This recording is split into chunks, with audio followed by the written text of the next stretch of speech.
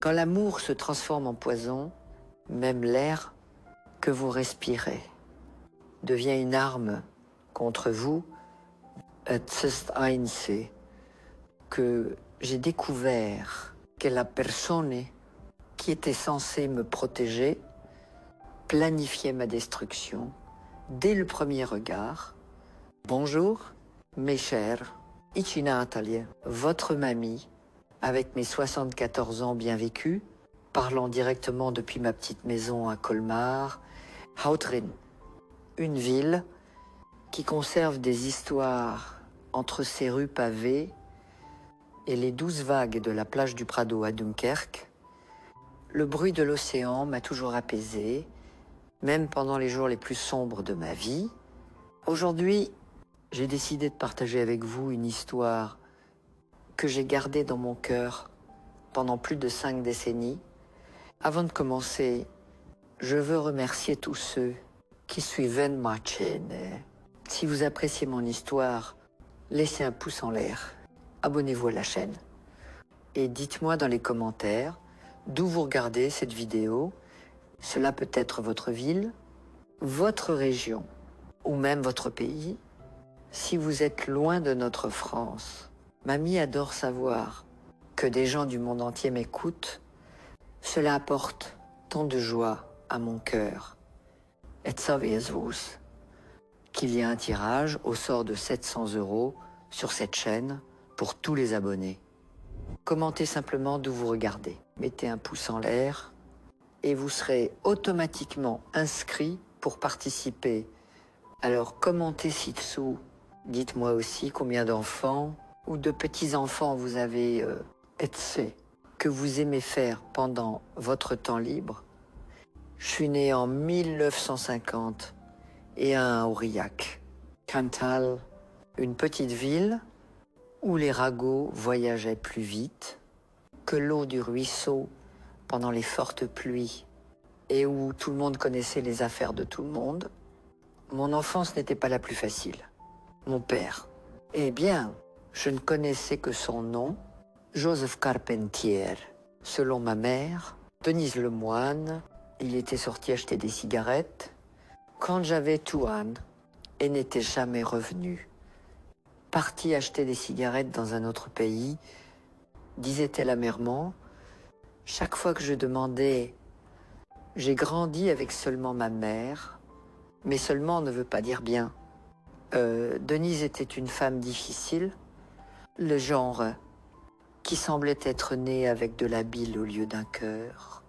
Elle travaillait comme blanchisseuse, frottant les vêtements des autres de l'aube au crépuscule et déchargeait sur moi toute la frustration que la vie lui avait imposée, un mauvais regard, un mot trop fort, et sa pantoufle volait dans ma direction.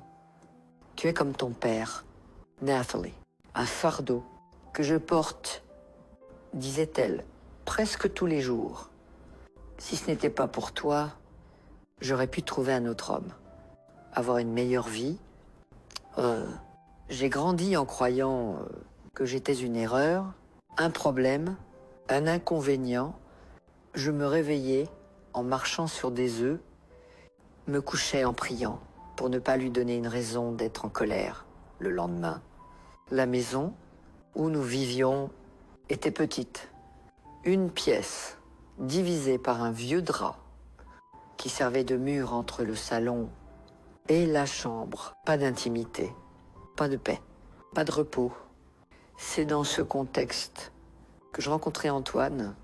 À 17 ans, je travaillais dans une épicerie au centre-ville, rangeant les étagères et tenant la caisse. Il entrait un après-midi de décembre, grand, fort, avec un sourire qui illuminait tout l'endroit. Il demandait un paquet de cigarettes et, pendant que je cherchais la monnaie, me regardait d'une manière que personne n'avait jamais fait auparavant. « Comment vous appelez-vous » ?»« Mademoiselle » demandait-il. « Nathalie » répondais-je. sentant mon visage brûlé de gêne. Joli nom pour une jolie fille, disait-il, prenant la monnaie et laissant une petite carte de visite dans ma main. Je travaille à la mairie. Si vous avez besoin de quelque chose, venez me trouver. Prie. Je gardais cette carte comme un trésor. Anton Cornir, département des travaux publics. Mairie, un homme important, éduqué, beau, avait montré de l'intérêt pour moi.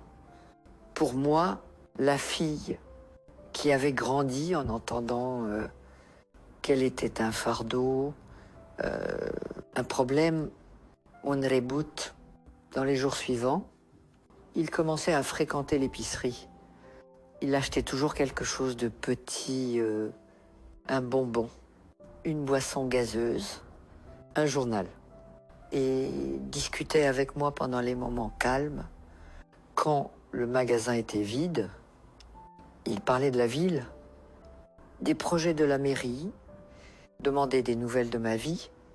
Je lui racontais peu, craignant qu'une fois qu'il connaîtrait ma réalité, il perdrait l'intérêt. Tu mérites mieux, Nathalie, me disait-il un jour, après que j'avais laissé échapper la difficulté de vivre avec ma mère. Une fille comme toi devrait être traitée comme une princesse. Princess. Personne ne m'avait jamais appelée ainsi. Moi, qui avais grandi en étant la bonne dans ma propre maison, lavant, repassante, cuisinante, entendant des plaintes. J'étais maintenant une princesse aux yeux de quelqu'un. Notre cours commençait là, dans l'épicerie, pas de proposition formelle, pas de bague, rien de tout cela, juste la certitude que nous nous rencontrions tous les jours, que nous parlerions, qu'il me regarderait de cette manière spéciale, qui faisait battre mon cœur. Ma mère, bien sûr, n'aimait pas du tout.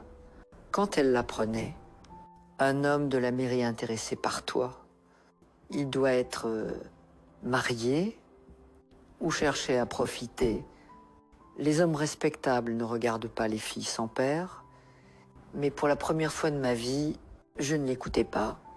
Antoine me faisait me sentir spéciale, importante, digne d'amour. Et je m'accrochais à cela de toutes mes forces. Nos rencontres étaient toujours dans des lieux publics, sur la place de la ville, sur les marches de l'église, à la crèmerie.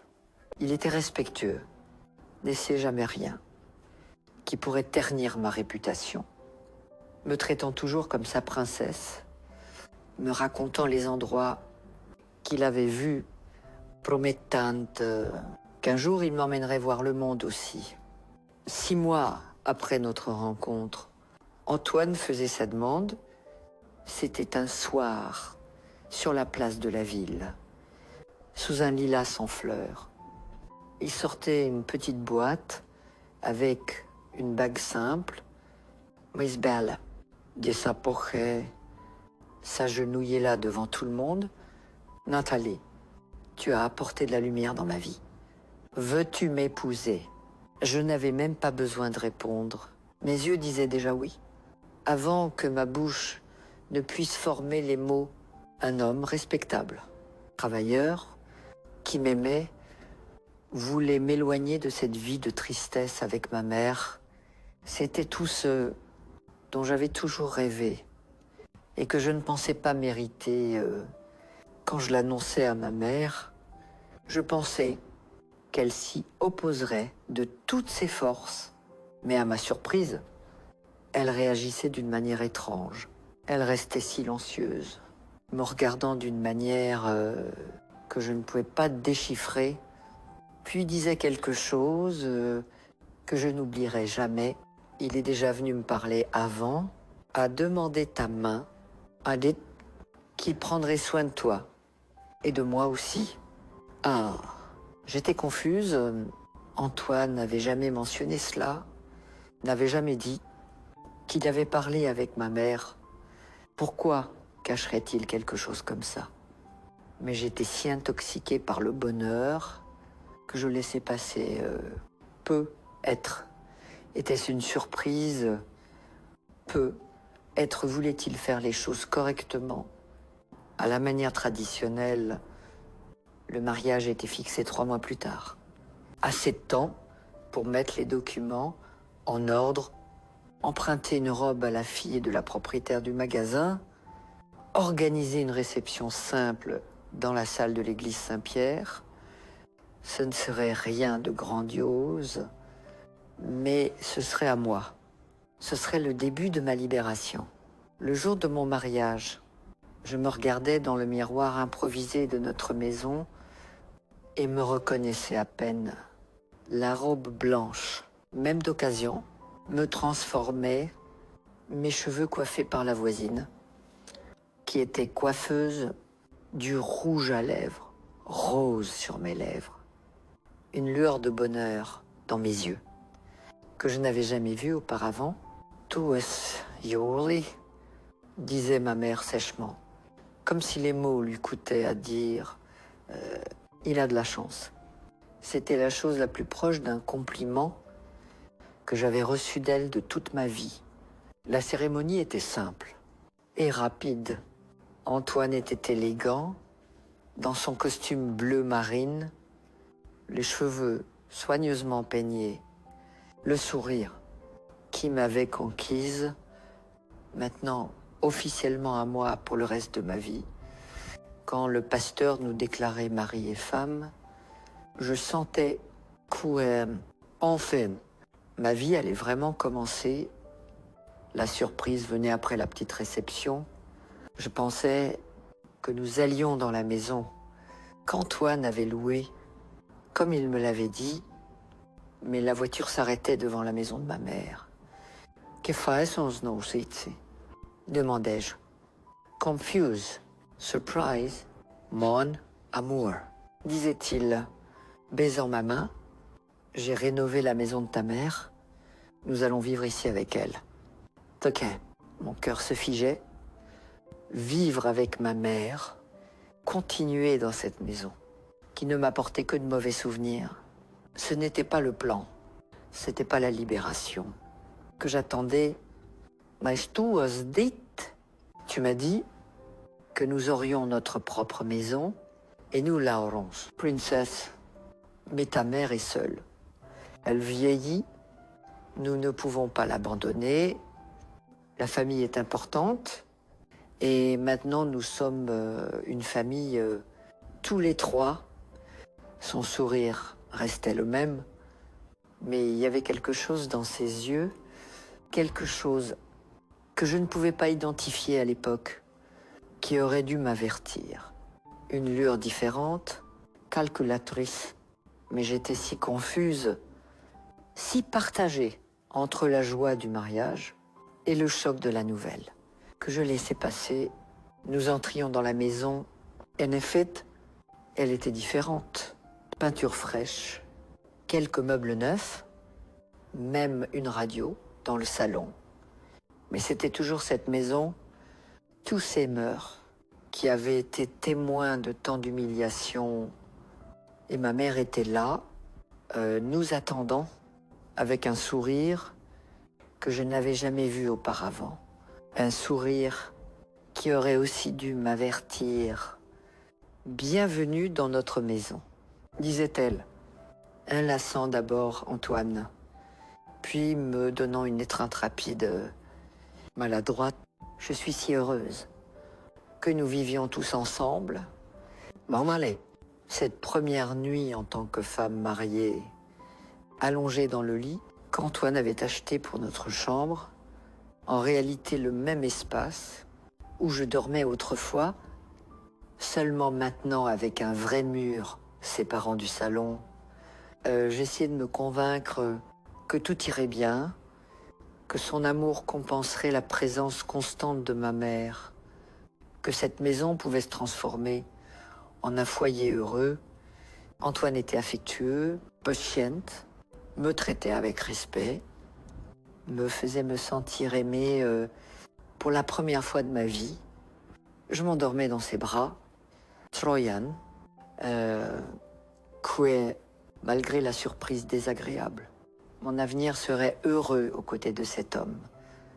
Mais je ne savais pas encore que cette nuit n'était que le début d'un cauchemar déguisé en rêve d'amour. Que cet homme qui m'appelait princesse avait des plans très différents de me rendre heureuse que ma propre mère, celle qui devrait me protéger, était impliquée dans un complot qui détruirait tout ce que j'étais. Les premiers mois de mariage étaient comme marcher dans un champ de mine déguisé en jardin de fleurs à l'extérieur. Tout semblait parfait. Antoine était attentif, apportait des cadeaux, me présentait comme sa princesse à tout le monde, en ville. Même ma relation avec ma mère semblait s'améliorer. Elle ne criait plus sur moi, ne critiquait plus chacun de mes mouvements. Elle observait notre interaction avec un étrange silence, comme si elle attendait quelque chose. Mais progressivement, de petites choses commençaient à changer. Antoine décidait de tout, ce que je portais, ce que je mangeais, avec qui je pouvais parler, toujours avec un sourire, disant toujours que c'était pour mon bien, qu'il voulait me protéger du monde extérieur. Les princesses n'ont pas besoin de travailler, disait-il, quand j'annonçais que je voulais retourner à l'épicerie. Je prendrai soin de toi. Ta seule préoccupation devrait être de me rendre heureux. Étant si, sans m'en rendre compte, je devenais prisonnière dans cette maison que j'avais tant voulu quitter. Le prince, qui était venu me sauver, s'était transformé en mon geôlier, et le pire ne faisait que commencer. 6 mois après le mariage, je réalisais que les chaînes de l'amour peuvent être aussi lourdes que celles de la haine, et combien sont aveugles les yeux de quelqu'un qui veut désespérément être aimé. Le changement venait lentement, comme l'eau goûtant et formant une flaque sans que vous le remarquiez. Antoine commençait à rentrer plus tard du travail, sentant la cigarette et le whisky. L'homme qui, avant, ne buvait pas parce que j'ai besoin d'avoir l'esprit clair pour prendre soin de ma princesse, arrivait maintenant en titubant, avec un regard différent, qui me donnait des frissons. La première fois qu'il élevait la voix contre moi, c'était à cause d'un dîner que j'avais mis trop de temps à préparer. Je l'avais attendu pendant des heures, la nourriture déjà froide. Quand il entrait, claquant la porte, quel genre de nourriture pourrie est-ce? Froide comme ça. Est-ce ainsi que tu accueilles ton mari après une journée entière à travailler pour soutenir cette maison? Yo, ma mère, assise dans un coin du salon, ne disait rien. Elle observait simplement avec ses yeux qui semblaient savoir exactement ce qui allait venir. Je suis désolé. Antoine, tu étais en retard. Et la nourriture, je ne finissais pas la phrase. La gifle venait fort, faisant tourner mon visage sous l'impact. Le goût du sang envahissait ma bouche, alors que j'essayais de comprendre ce qui s'était passé. Mon mari, mon prince, m'avait frappé devant ma mère. Ne me répond jamais, ne fais jamais d'excuses. Tu es ma femme, et tu feras ce que je dis quand je le dis de la manière dont je le dis. Je regardais ma mère, attendant une réaction, un mot en ma défense. Mais elle se levait simplement, allait à la cuisine et revenait avec l'assiette qu'elle avait gardée au four. Je l'ai réchauffée pour vous. Antoine, disait-elle, Nathalie ne voulait pas mal faire. Elle apprend encore à être une bonne épouse. Cette nuit-là, allongée à côté de l'homme, qui, quelques heures avant, m'avait agressé. Je pleurais silencieusement. Je voulais croire que c'était un accident, qu'il était stressé, que ça ne se reproduirait plus. Je voulais croire que j'étais toujours sa princesse, mais ce n'était que le début.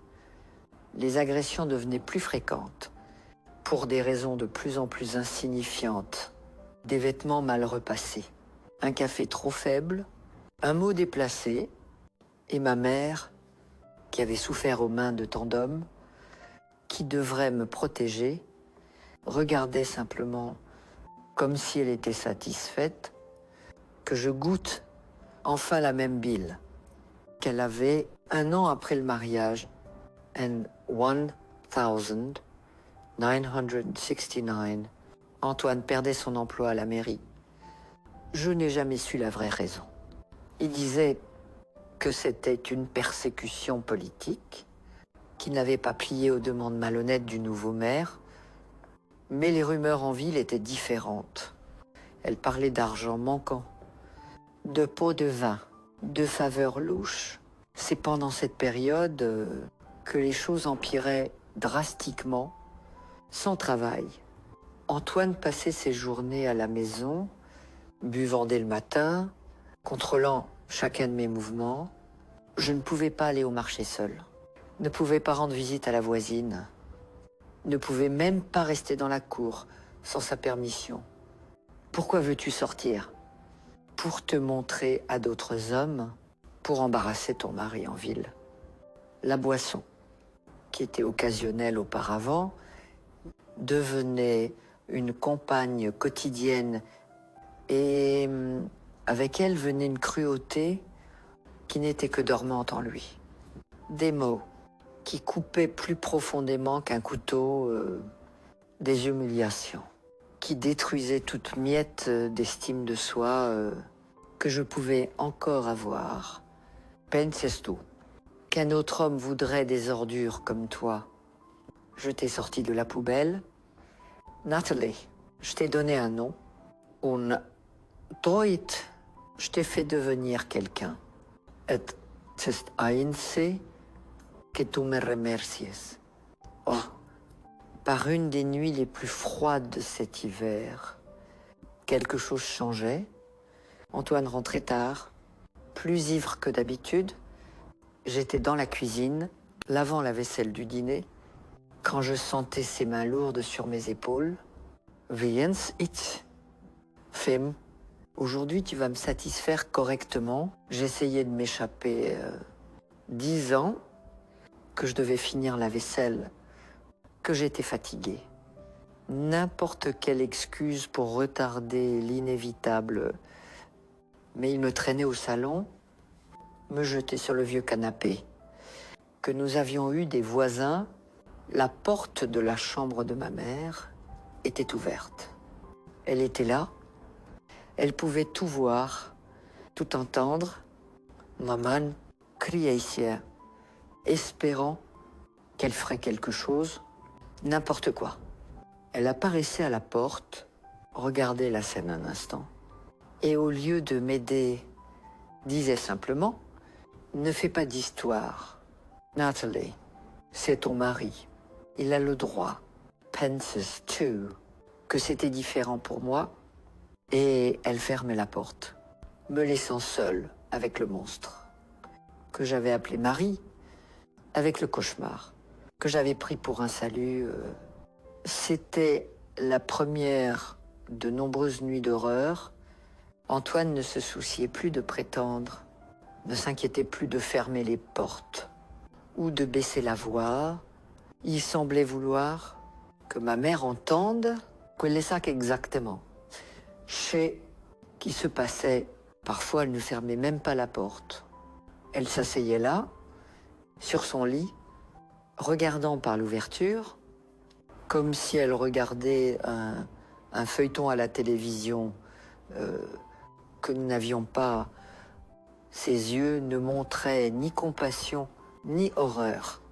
Ils montraient quelque chose de pire, de la satisfaction, comme si chaque douleur de la mienne était un paiement pour une vieille dette une culpabilité que je portais juste pour exister.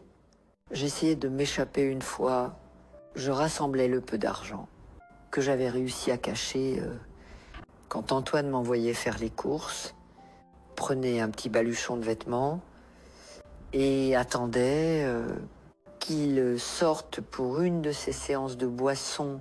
Mais quand j'étais à la porte, prête à laisser cet enfer derrière, je tombais sur ma mère.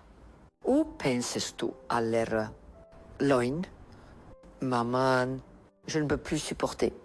S'il te plaît, laisse-moi partir. Elle me regardait longuement, puis souriait d'une manière que je n'oublierai jamais. Et où iras-tu? Qui voudra une femme usée comme toi? Que sais-tu faire à part prendre des coups? Vas-tu devenir une femme de la rue? Gesture, faire honte à cette famille encore plus. N'importe quoi est mieux que ça. Maman, pourquoi ne m'aides-tu pas? Pourquoi le laisses-tu me faire ces choses? Pourquoi regardes-tu? Parce que tu dois comprendre ce qu'est la vraie vie, Nathalie. J'ai traversé ça. Ma mère a traversé ça. C'est le destin des femmes comme nous. Au moins tu as un toit, de la nourriture sur la table. Penses-tu que c'est mieux dehors? Oh, à ce moment, je comprenais que j'étais seule, que je ne pouvais compter sur personne dans cette ville, encore moins sur la femme qui m'avait mise au monde. Cet enfer n'était pas les murs de cette maison, c'était les gens à l'intérieur.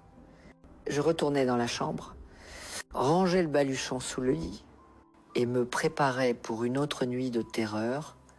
L'espoir d'Eton et le dernier à mourir a agonisé en moi. Les mois se transformaient en années, 3 ans, prisonnière d'un mariage qui n'était rien d'autre qu'une union, 3 ans à servir de punching ball le jour et d'objet la nuit, 3 ans à voir ma mère se transformer en spectatrice silencieuse de ma destruction. Le corps s'habitue à la douleur. Vous savez, après un moment, on ne ressent même plus les coups comme avant. Il semble créer une coquille, une protection Maislami. Ah, l'âme ne s'y habitue jamais. Chaque humiliation est comme la première. Chaque mot cruel coupe profondément, comme s'il était nouveau. Je me souviens d'un jour en 1960 et 11, quand je balayais la cour et entendais des voix dans la rue. C'était un groupe de jeunes femmes, Sutains, que je connaissais de l'école. Passantes, animées, riant, libres. L'une d'elles me regardait, faisait un signe de la main, puis murmurait quelque chose aux autres. Je voyais dans leurs yeux la pitié, les hugements. Peut être même de la gratitude qu'elles n'étaient pas à ma place. Cette nuit-là, seule dans la salle de bain, je regardais dans le miroir brisé et ne me reconnaissais presque pas où était la fille rêveuse d'avant. La jeune femme qui croyait au prince et au château. À sa place était une femme aux yeux morts, au corps marqué, à l'âme brisée. À 20 ans, je semblais avoir vécu 3 vies, toutes de souffrance, mais le destin, mesquerze, est une chose amusante.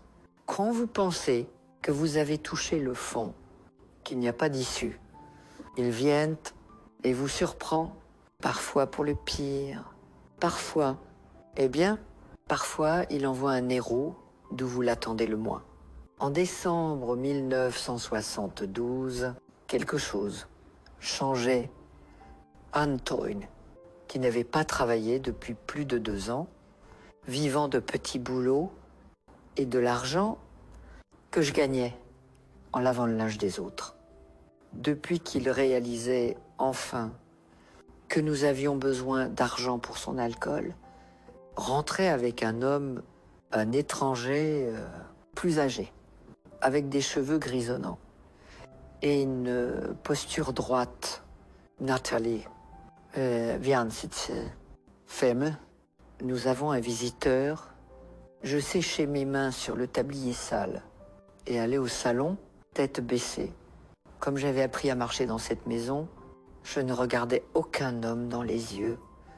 Pas depuis qu'un vendeur de casseroles avait eu le malheur de me saluer avec trop de sympathie et s'était retrouvé expulsé par les cris d'Antoine. « Bonjour », disais-je doucement, sans lever le regard. « Voici Nathalie. »« Ma femme », disait Antoine avec cette fausse fierté qu'il montrait aux étrangers, comme si nous étions le couple le plus heureux du monde. « Nathalie, voici Monsieur Robert. Il est intéressé par l'achat du terrain à l'arrière. » Terrain à l'arrière? Quel terrain? Notre maison avait à peine une cour, encore moins un terrain, mais j'avais appris à ne pas questionner, pas devant d'autres personnes. Enchanté de vous rencontrer, Madame Nathalie. La voix de l'homme était profonde, mesurée, avec un accent différent. J'espère que je ne dérange pas. Quelque chose dans cette voix me faisait lever les yeux, et quand je regardais le visage de cet homme, je ressentais un étrange frisson. Il y avait quelque chose de familier en lui, quelque chose que je ne pouvais pas identifier, mais qui faisait battre mon cœur. Pas du tout, répondais-je, automatiquement, baissant à nouveau le regard. Robert restera pour le dîner. Annonçait Antoine, déjà assis, et faisant signe à l'homme de le rejoindre. Apporte-nous du whisky et va préparer quelque chose de correct. Crème. J'obéissais, comme je le faisais toujours, mais en réchauffant la viande qui restait du déjeuner et en coupant les pommes de terre pour les frire. Je ne pouvais m'arrêter de penser à cet homme. Pourquoi semblait-il familier? Et quelle était cette histoire de terrain? Ma mère entrait dans la cuisine, ses yeux brillants d'une manière étrange. « As-tu vu qui est là ?» demandait-elle, sa voix tremblant légèrement. « Un homme qui veut acheter un terrain qui n'existe pas, répondais-je, sans la regarder. Ne sois pas stupide. Nathalie, regarde-le bien. Ne remarques-tu rien? » Je secouai la tête. Confuse. Que voulait-elle dire? Cet homme, commençait-elle, mais s'arrêtait quand nous entendions des pas. Antoine apparaissait à la porte de la cuisine. De quoi parlez-vous? Toutes les deux, la nourriture est prête. Robert attend. Ma mère s'éloignait, retournant dans sa chambre, me laissant avec plus de questions que de réponses. Je finissais de préparer la nourriture et la portais au salon, où les deux hommes discutaient animément. La bouteille de whisky déjà à moitié vide. Pendant le dîner, je sentais les yeux de Robert sur moi plusieurs fois. Ce n'était pas le regard lascif auquel j'étais habitué de la part des amis d'Antoine. C'était quelque chose de différent, presque protecteur. Je ne pouvais pas le définir, mais cela me rendait mal à l'aise. Je servais la nourriture, lavais la vaisselle, restais dans mon coin. Comment l'attendait? Leur conversation tournait autour de l'argent, des affaires, des choses que je ne comprenais pas pleinement. Antoine semblait excité, gesticulant, promettant des facilités, un accès aux documents. Il était tard, quand l'homme prenait enfin congé. À la porte, il me regardait intensément et disait quelque chose qui continuait à marteler dans ma tête pendant des jours. Ce fut un plaisir de vous rencontrer, Madame Nathalie. Parfois la vie prend des tournants inattendus et parfois C.A., qui semble perdu à jamais, trouve un moyen de revenir. Je ne comprenais pas ce qu'il voulait dire. Pas à ce moment, mais quelque chose dans la manière dont il parlait, comme s'il avait un secret que nous seuls partagions, me laissait agiter. Cette nuit-là, Antoine ne me frappait pas, ne me forçait pas. Il était trop heureux à l'idée d'un argent facile, comptant des pièces qu'il n'avait pas encore, faisant des plans que je doutais de voir se réaliser, allongé dans le lit, écoutant ses ronflements lourds après l'excès de boisson. Je pensais à l'étranger, à son regard, à ses mots énigmatiques. Et pour la première fois depuis longtemps, je ressentais quelque chose que j'avais presque oublié ce que c'était. La curiosité, un désir d'en savoir plus, de comprendre ce qui se passait. Je ne savais pas encore. Mais ce dîner, cette rencontre apparemment fortuite, serait le début d'un tournant dans ma vie. Le début d'un voyage qui me ramènerait à moi-même, qui révélerait des secrets enfouis depuis des décennies, qui me libérerait enfin des chaînes que je ne savais même pas porter depuis ma naissance. L'homme aux cheveux gris revenait, et avec lui, toute la vérité qui m'avait été cachée, une vérité qui bouleverserait mon monde et me montrerait que parfois, les vrais monstres ne sont pas ceux qui apparaissent dans les contes de fées, mais ceux qui dorment sous le même toit que vous, qui partagent votre sang, qui devraient vous protéger, mais choisissent de vous détruire. On dit que la vérité est comme l'eau. Elle trouve toujours un moyen de remonter à la surface. Peu importe combien de barrières sont placées sur son chemin, et c'est exactement ce qui se passait en janvier 1973, quand je découvrais que les murs de ma maison contenaient des secrets bien plus profonds que je ne pourrais jamais imaginer. Après ce premier dîner, Robert commençait à apparaître fréquemment, toujours avec une excuse liée au soi-disant terrain à l'arrière, des documents à signer, des mesures à prendre, des détails à régler. Antoine, aveuglé par l'avidité et la possibilité d'un argent facile, l'accueillait à bras ouverts, affichant un enthousiasme qu'il ne montrait que lorsqu'il avait un verre de whisky à la main. Lors d'une de ses visites, pendant qu'Antoine sortait chercher plus de boissons au bar du coin, je me retrouvais seule avec Robert dans le salon. Ma mère était dans la cour, étendant du linge sur la corde, et pour la première fois, j'avais l'occasion de vraiment regarder cet homme qui m'intriguait tant « Allez-vous bien, Madame Nathalie ?» demandait-il, avec une gentillesse que je n'avais pas connue depuis longtemps. « Oui, merci », répondais-je, automatiquement, comme un robot programmé pour dire ce qu'on attendait d'entendre. « Vous n'avez pas à me mentir », disait-il, baissant la voix. « J'ai des yeux, je vois comment ils vous traitent, je vois les bleus que vous essayez de cacher. » Je me figeais, personne ne parlait jamais de cela. C'était le secret de Polichinelle que toute la ville connaissait, mais faisait semblant de ne pas voir. Les voisins voyaient mes yeux au beurre noir et demandaient si j'avais mal dormi.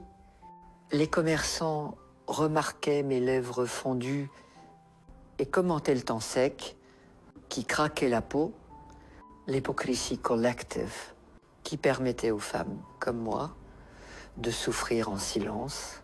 « Je ne sais pas de quoi vous parlez », murmurai-je, regardant la porte, craignant qu'Antoine puisse revenir à tout moment.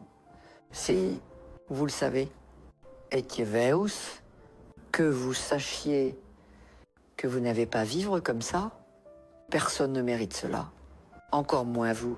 Là, avant que je ne puisse répondre, Nous entendions des pas dans la cour. Ma mère entrait, regardait nous deux avec une expression étrange, un mélange de peur et de colère. « De quoi parlez-vous » tous les deux, demandait-elle, se tenant entre nous, comme pour nous séparer. Juste un commentaire sur le temps. Madame Denis, répondait Robert, calmement. Cet été est particulièrement chaud. Ne trouvez-vous pas quelque chose dans la manière dont il disait son nom, dans le ton qu'il utilisait, faisait pâlir ma mère. Elle marmonnait quelque chose et quittait rapidement la pièce, comme si elle fuyait un fantôme. Cette réaction m'intriguait. Ma mère, qui n'avait peur de rien, ni de personne, qui affrontait la vie avec la dureté de quelqu'un, qui avait vu le pire, semblait effrayée par cet homme. Pourquoi ? Dans les jours suivants, je commençais à remarquer des changements subtils dans son comportement. Elle devenait agitée. Quand elle savait que Robert venait, se pomponnait plus que d'habitude. Alternait entre des moments d'irritation extrême et des périodes de silence contemplatif. Un matin, pendant que je lavais le linge dans le bassin de la cour, elle s'approchait, regardant autour, comme pour vérifier que nous étions vraiment seuls. « C'est Robert ? T'a-t-il dit quelque chose sur moi, sur le passé ?»« Non, maman, pourquoi demandes-tu » Elle m'étudiait un moment, comme si elle essayait de décider si ementais. Pour rien. Fais juste attention avec lui. Les hommes comme ça, qui apparaissent de nulle part, offrant de l'aide, ont toujours des arrière-pensées. Quel genre d'aide, il n'est intéressé que par le terrain, n'est-ce pas? Ma mère laissait échapper un rire sec, sans humour. Terrain, bien sûr. C'est qu'Antoine pense. Avant que je ne puisse l'interroger davantage, Antoine apparaissait au portail, titubant, ivre. Même s'il n'était que midi, ma mère s'éloignait rapidement, me laissant avec plus de questions que de réponses. Cet après-midi-là, l'enfer que je vivais quotidiennement empirait. Antoine, irrité pour une raison qui n'existait que dans son esprit ivre, commençait à casser des choses dans la maison, criant des accusations insensées. Tu as eu des petites conversations avec ce vieil homme, n'est-ce pas? Tu penses que je ne vois pas les regards entre vous. Tu penses que je suis idiot. J'essayais de le calmer, de jurer qu'il n'y avait rien, qu'il imaginait des choses, mais la fureur alcoolique n'écoute pas la raison, n'accepte pas les explications. Le premier coup frappait mon estomac, me faisant me plier en deux douleurs. Le deuxième dans mon dos, quand j'étais déjà à terre, je perdais le compte de combien venait. Après, je sais, c'est au lament, qu'à un moment, la douleur était si grande que je ne la sentais plus. J'entendais, comme de très loin, ces cris, les insultes, les menaces, et j'entendais aussi autre chose, le silence de ma mère qui regardait tout depuis la porte de la chambre, sans lever un doigt pour m'aider. Quand il s'arrêtait enfin, épuisé d'avoir tant frappé, Antoine se jetait dans le fauteuil, ouvrant une autre bouteille. C'est pour que tu apprennes la prochaine fois que je te surprends à faire la coquette avec ce vieil homme. Je ne m'arrêterai pas avant de te tuer. Je me traînais jusqu'à la salle de bain, laissant une traînée de sang sur le sol. Dans le miroir brisé, je voyais ce qui restait de mon visage, un œil déjà fermé par l'enflure, une lèvre fendue. des marques rouges qui deviendraient bientôt violettes s'étendant sur mon visage. Laisse-moi nettoyer ça. J'entendais la voix de ma mère derrière moi. Elle entrait dans la minuscule salle de bain, apportant un chiffon humide et un bassin d'eau. Pourquoi, Maman, demandai-je, ma voix presque inaudible de faiblesse. Pourquoi le laisses-tu me faire ça? Pourquoi ne m'aides-tu pas? Elle mouillait le chiffon et commençait à nettoyer le sang de mon visage avec une douceur qu'elle ne montrait jamais dans la vie quotidienne. Ses yeux étaient distants, comme si elle voyait quelque chose bien au-delà de cette salle de bain exiguë. Tu ne comprendréis jamais, Nathalie.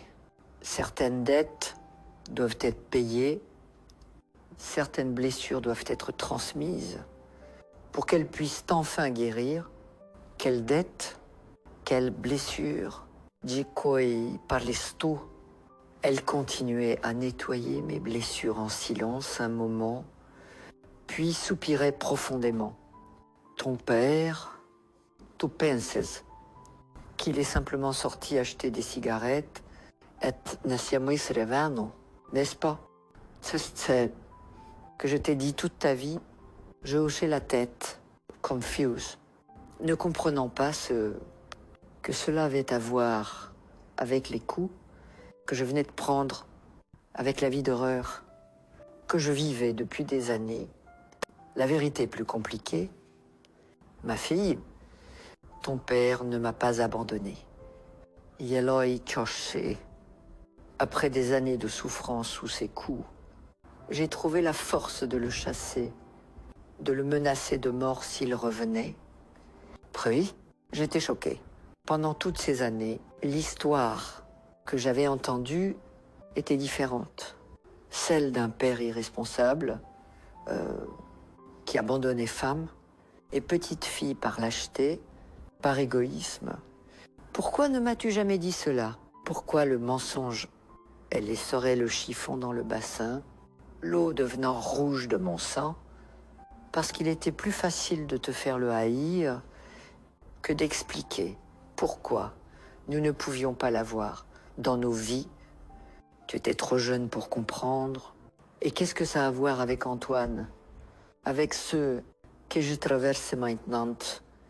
Un sourire étrange, presque cruel, se formait sur son visage prématurément vieilli. Taout, ma fille, ça a tout à voir avec ça. Parfois, pour briser une malédiction, il faut d'abord la traverser. Tu avais besoin de comprendre dans ta chair ce que j'ai traversé. Tu avais besoin de ressentir la même chose pour valoriser ce que j'ai fait pour nous deux. Ah, mon sang se glaçait. Je ne pouvais pas entendre correctement. Ça ne pouvait pas être ce que je pensais. Maman, es-tu en train de dire que tu laisses Antoine me traiter comme ça exprès, que tu l'as choisi pour ça? Elle ne répondait pas directement, mais ses yeux disaient tout. Il y avait une satisfaction malsaine là, dedans, une revanche silencieuse, exécutée depuis des années, pas contre moi, réalisais-je à ce moment, mais à travers moi. Ton père m'a fait souffrir de manière que tu ne peux pas imaginer. Nathalie, j'ai juré qu'il paierait, qu'il ressentirait dans son âme ce qu'il m'a fait ressentir dans ma chair, mais il est parti. Je paie pour quelque chose que je n'ai même pas vu, dont je n'ai même pas fait partie. Elle finissait de nettoyer mon visage et se levait, jetant le chiffon ensanglanté dans le bassin.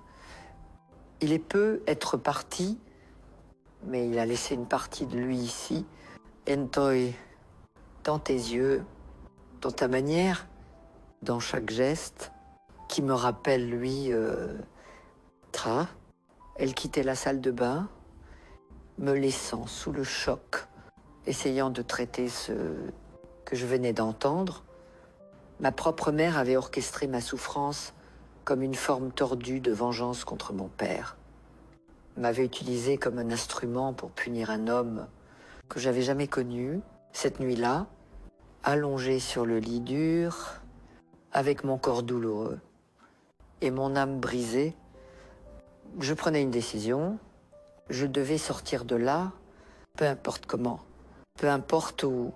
Je devais m'échapper avant que cette maison, cette haine me consomme complètement.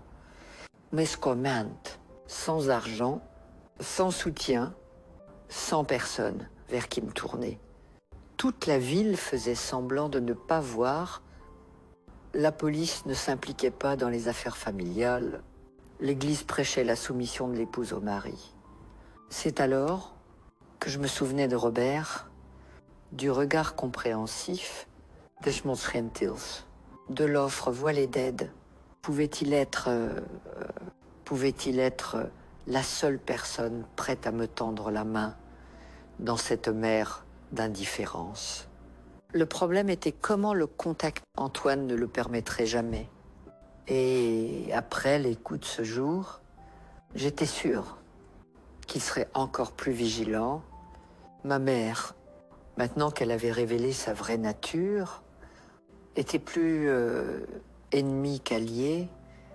L'opportunité venait quelques jours plus tard, quand Robert apparaissait sans prévenir un après-midi, alors qu'Antoine était sorti pour résoudre quelque chose à la mairie, probablement un autre stratagème pour obtenir de l'argent. J'étais dans la cour, étendant du linge sur la corde, mon visage encore marqué par la violence récente, quand j'entendais sa voix m'appeler depuis le portail. « Madame Nathalie, puis-je entrer? J'ai besoin de parler à Antoine des documents du terrain. » Je regardais autour, Neveuze. Ma mère était partie au marché. Nous étions seuls. C'était maintenant ou jamais. Il n'est pas là. Répondais-je, m'approchant du portail, mais j'ai besoin de vous parler. C'est urgent. Oh. Robert entrait, son visage se durcissant. Quand il voyait les marques sur mon visage, les bleus, que la robe à manches longues ne pouvait pas complètement cacher. Mon Dieu, que vous a-t-il fait?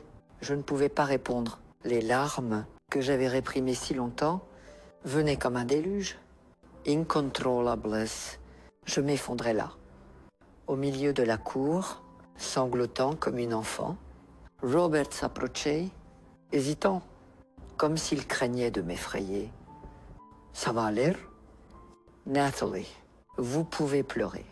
Parfois, c'est ce dont nous avons besoin pour commencer à guérir. » Entre les sanglots, je lui racontais tout, les années d'abus, les agressions de plus en plus graves, la récente découverte de la participation de ma mère à ce cauchemar. Je parlais sans m'arrêter, comme si une digue s'était rompue en moi, libérant d'un coup toute l'horreur que j'avais gardée à l'intérieur. Il écoutait en silence, ses yeux devenant plus durs, plus déterminés. À chaque mot de moi, quand je finissais épuisé et soulagé à la fois, pour avoir enfin dit à haute voix toute la vérité, il prenait mes mains dans les siennes.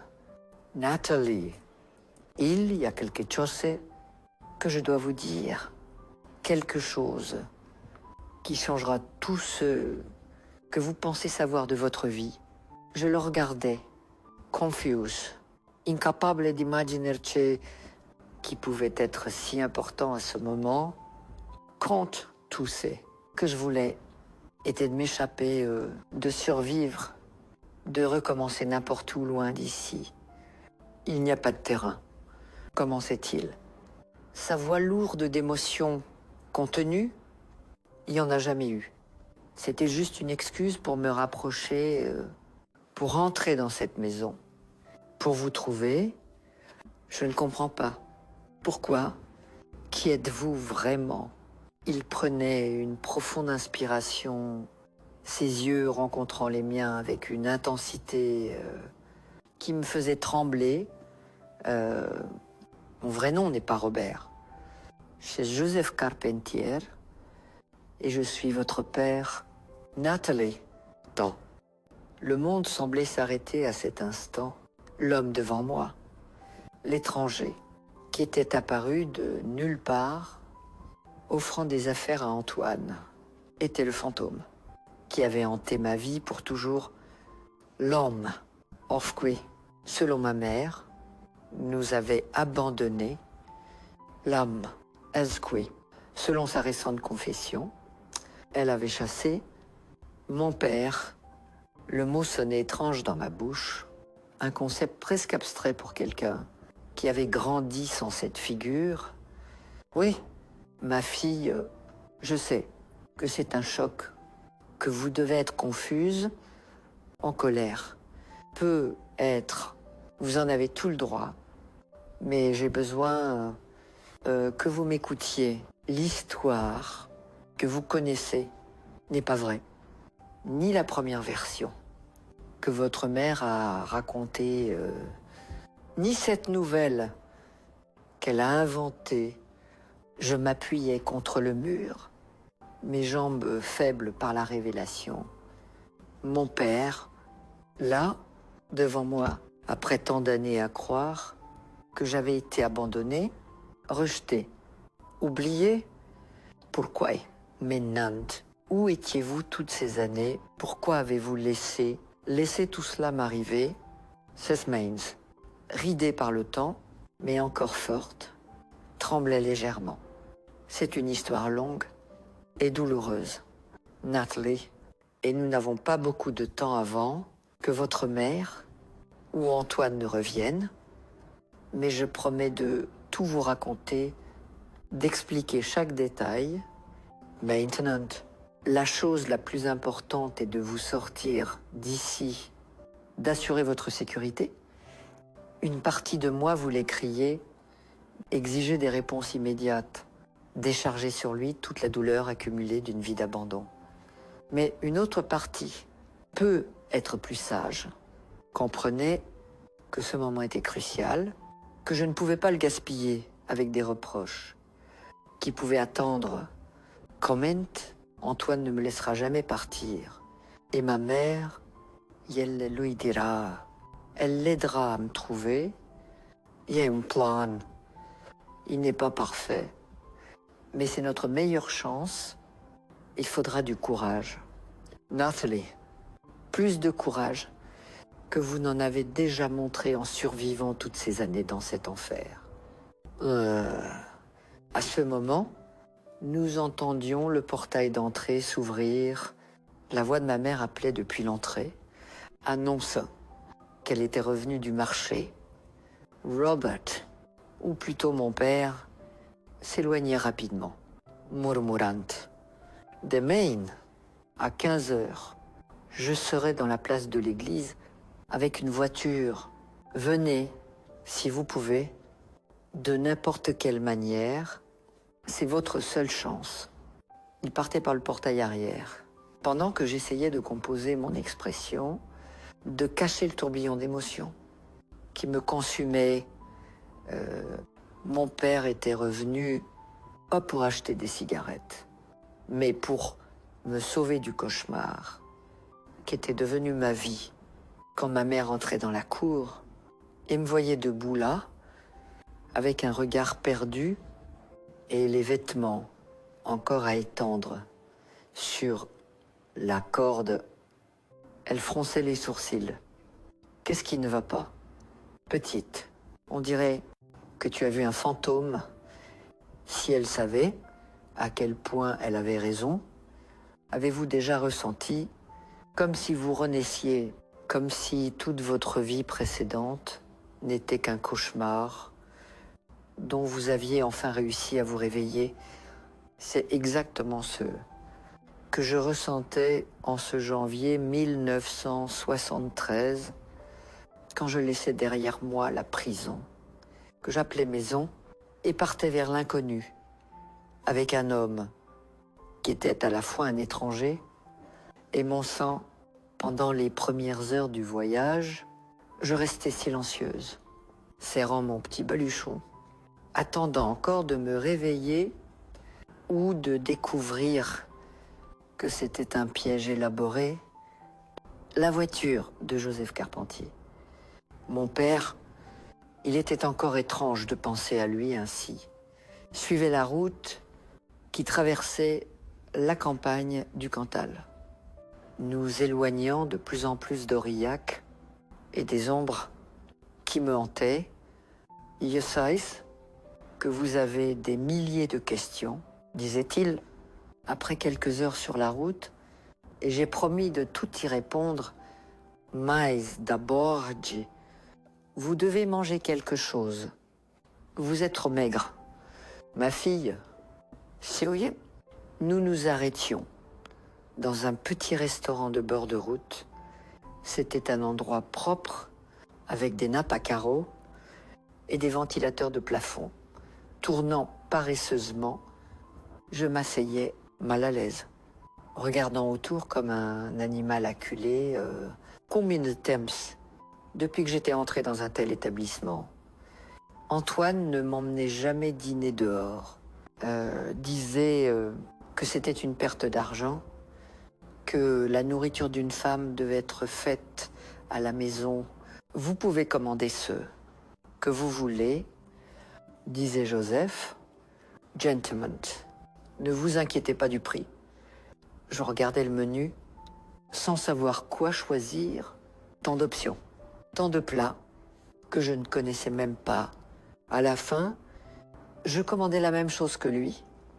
Un ragoût de bœuf avec des légumes qui arrivaient fumants, sentant les assaisonnements qui faisaient gargouiller mon estomac d'anticipation.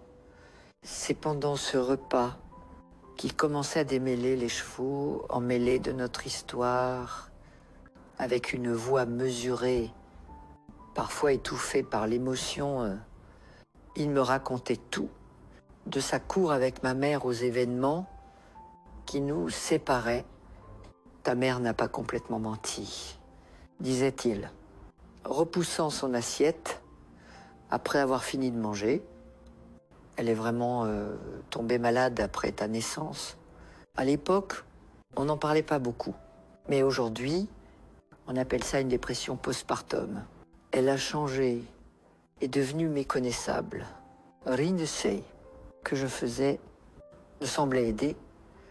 Il me racontait comment il avait essayé de chercher de l'aide médicale, comment les traitements étaient rudimentaires à l'époque, comment la société voyait ce type de problème comme un caprice ou une faiblesse.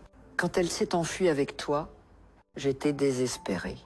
J'ai cherché partout, engagé des gens pour aider, mais elle était intelligente.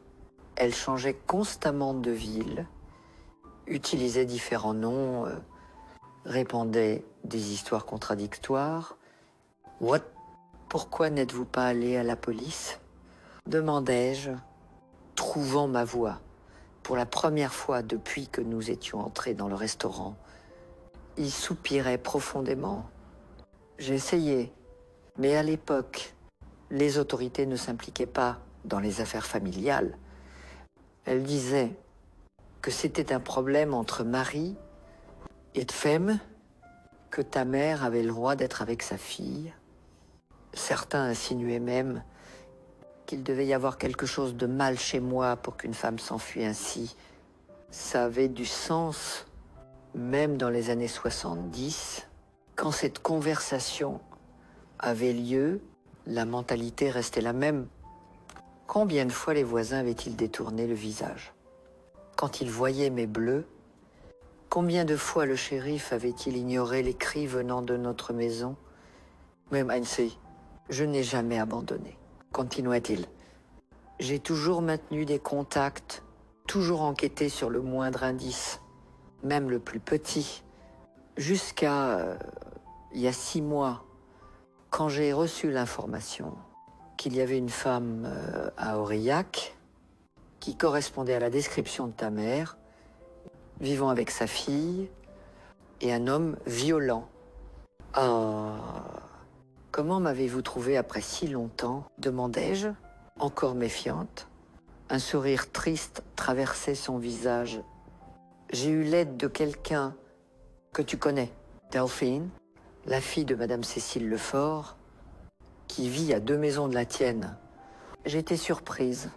Delphine était une jeune femme discrète qui me saluait toujours avec un sourire compatissant.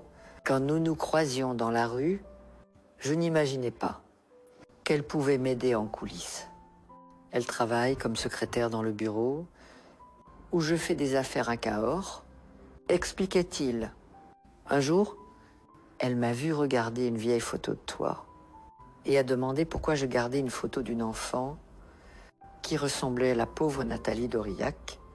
C'était comme si le destin était enfin de notre côté. Bref, c'était trop d'informations à traiter d'un coup. Une partie de moi voulait croire chaque mot, s'accrocher à l'idée que quelqu'un avait passé des années à me chercher, voulant me sauver. Une autre partie, celle que Antoine avait façonnée avec la violence et l'humiliation, suspectait qu'il y avait quelque chose de plus, un intérêt caché. Que voulez-vous de moi? Demandai-je directement. Après si longtemps, pourquoi vous souciez maintenant? La question semblait le blesser, mais il ne détournait pas le regard. Parce que tu es ma fille, parce que j'ai promis, le jour de ta naissance, que je te protégerai toujours. Et j'ai échoué parce qu'il n'y a pas un seul jour où je ne pense pas à ce que serait ta vie, ton sourire, ta voix, parce que, peu importe le temps qui passe, un père n'abandonne jamais, jamais sa fille. Rania, ses yeux brillaient de larmes contenues, et pour la première fois depuis notre fuite, je sentais quelque chose en moi se décongeler, une petite fissure dans le mur de méfiance et de peur que j'avais construit au fil des années. Cette nuit-là, nous dormions dans un petit motel propre sur la route de Cahors. Il tenait à prendre des chambres séparées, respectant mon espace, mon temps pour digérer tout ce qui se passait. Quand je m'allongeais dans le lit, le premier depuis des années, que je n'avais pas à partager avec un homme qui me voyait comme une propriété, je pleurais jusqu'à m'endormir, pas de tristesse, mais de soulagement. Le lendemain, nous arrivions à Cahors. La grande ville m'effrayait et m'émerveillait à la fois tant de gens, tant de voitures, des bâtiments qui semblaient toucher le ciel. Le contraste avec la vie tranquille de la campagne était frappant. Je vis dans un appartement dans le quartier des Hautes Collines, expliquait-il. En conduisant dans les rues animées, c'est un quartier agréable. Tu vas s'aimer. J'ai préparé une chambre pour toi depuis des années. J'ai toujours gardé l'espoir. Oh, l'appartement était modeste, mais confortable, dans un immeuble de 3 étages, dans un quartier verdoyant. Quand j'entrais dans la chambre, qui serait la mienne, j'étais sans voix. Elle était simple, mais avait été décorée avec tant de soin, tant de détails pensés pour une fille, qui pourrait ne jamais apparaître. Un couvre-lit fleuri, des rideaux légers, qui dansaient avec la brise, une petite étagère avec des livres que je n'avais jamais eu l'occasion de lire. Yes, que ça peut sembler enfantin, disait-il, semblant nerveux de ma réaction. J'ai commencé à décorer quand tu aurais eu environ ton an, et je continuais à changer au fur.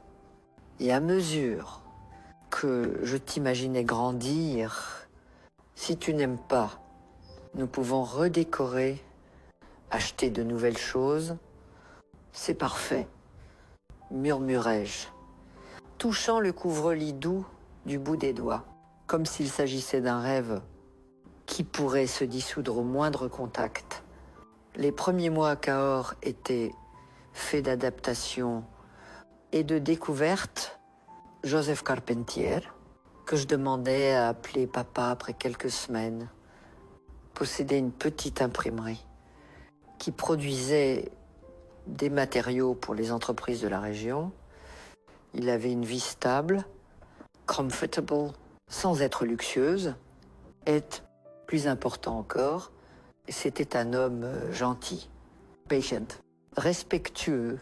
Au début, je sursautais à tout mouvement brusque, mais recroquevillais quand il élevait la voix pour parler au téléphone, demandait la permission pour tout. Mang, sortir de la chambre, prendre une douche, des habitudes ancrées de quelqu'un qui avait vécu des années sous la tyrannie. Nathalie, me disait-il un jour, tenant mes mains tremblantes après que j'avais cassé un verre, et paniqué, attendant une punition, c'est ta maison.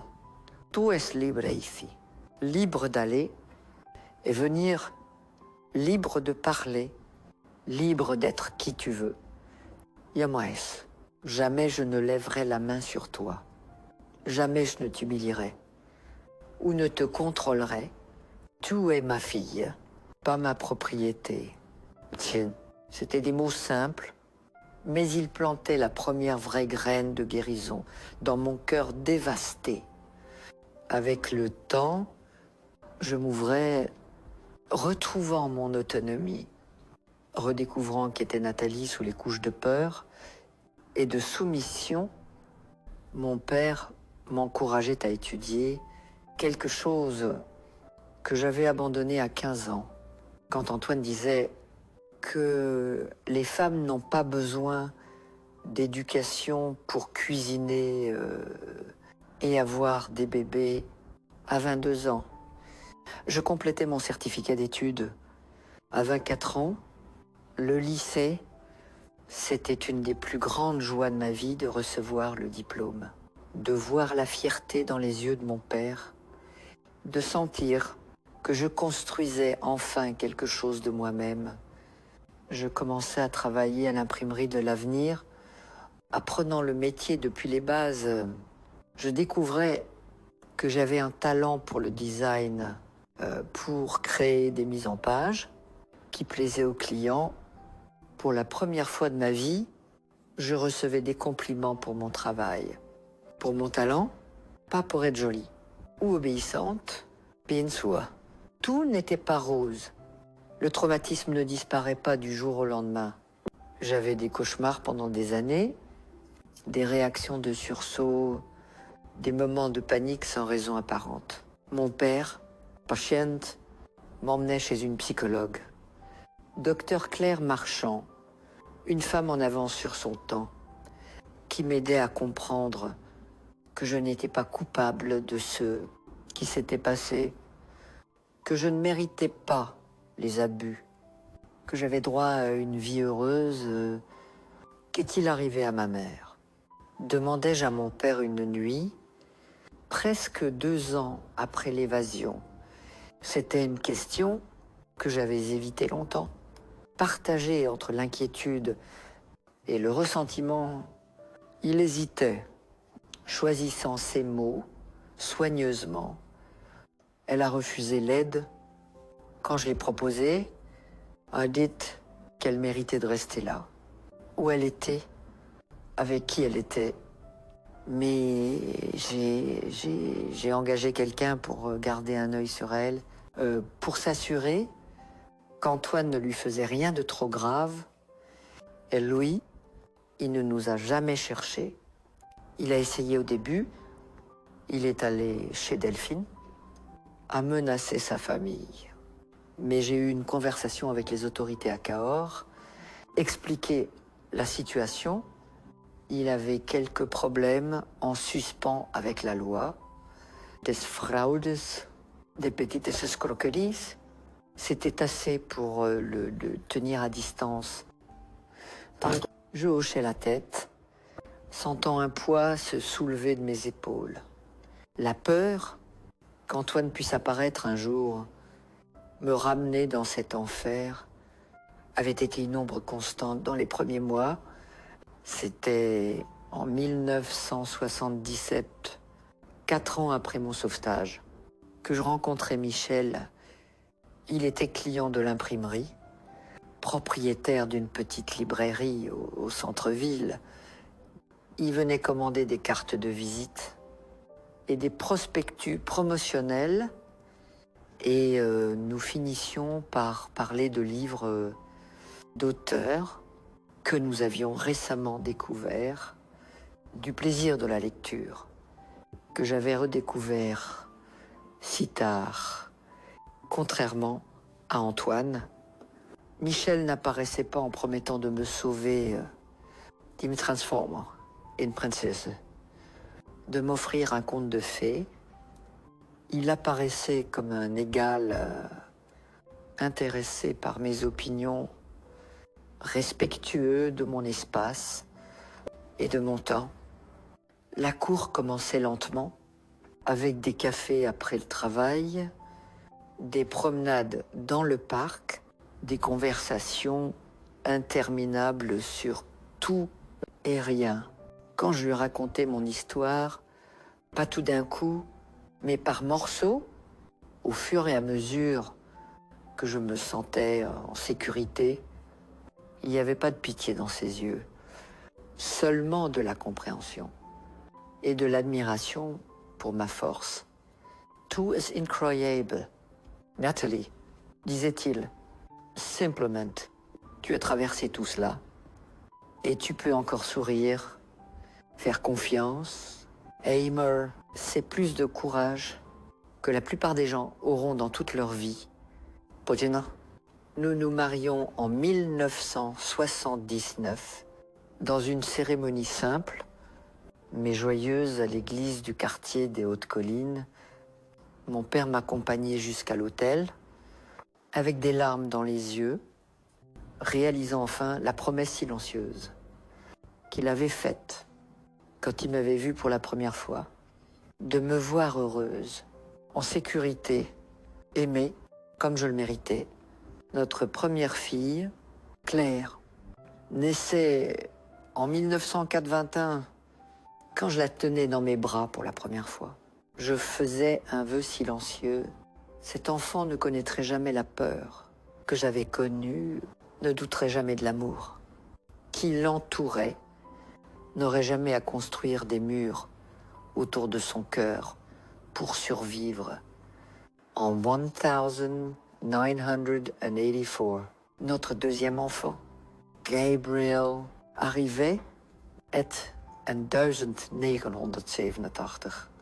Notre Benjamin, Marianne, 3 enfants qui grandissaient en entendant des histoires sur leur grand-père héros, qui avait traversé la France à la recherche de sa fille perdue, qui n'avait jamais abandonné. Même quand tout semblait impossible, mon père vivait assez longtemps pour voir tous ses petits-enfants grandir. Il décédait en 2002, à l'âge de 72 ans, dormant paisiblement après une journée comme une autre. Dans ces derniers moments, il tenait ma main et disait « ça valait chaque seconde de recherche, chaque nuit sans sommeil, chaque espoir frustré, te voir heureuse, voir tes enfants grandir en paix, était la plus grande bénédiction que Dieu pouvait me donner. Quant à ma mère, je ne la revoyais jamais en personne. J'apprenais par des contacts que mon père maintenait, qu'elle continuait avec Antoine jusqu'en 1982, quand il mourait dans un accident de voiture, ivre comme il l'était toujours. Après cela, elle vivait seule pendant quelques années, jusqu'à ce qu'elle décède en 1991 de problèmes cardiaques J'ai pensé plusieurs fois à la chercher, à essayer de mieux comprendre ses choix, peut être même à lui pardonner.